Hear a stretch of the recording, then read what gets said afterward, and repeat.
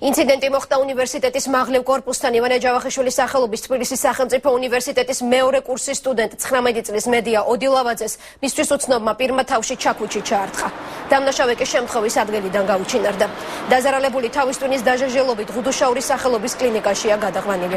ოდილავაძის ჯანმრთელობის მდგომარეობა მძიმეა. სტუდენტის ოჯახი შურისძიების ფაქტს გამორიცხავს. ბავშვი წავიდა დღეს უნივერსიტეტში, ლექციები ქონდა მაღლივ კორპუსში. ბაგებიდან გადასასვლელი ხიდი რომ არის მაღლივ კორპუსთან, აი ხიდთან არ მისული ხიდთან ახლოს. ვიღაცა უცნობი წამოეპარა უკნიდან და რამოდენიმეჯერ ჩაარტყა ჩაქუჩი თავში. ჩვენს კლინიკაში შემოვიდა დღეს ავადმყოფი ოდილავაძე მედია 19 წლის 13 საათსა და 30 წუთზე დიაგნოზით ქალატვინის ტრავმა, თავის ტვინის დაჟეჟილობა, საფეთქრის მოტეხილობა.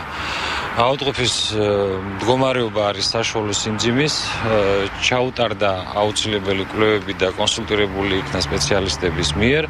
ავადმყოფი სასწრაფო წესით მზადდება საოპერაციო ბლოკში ასაყვანად.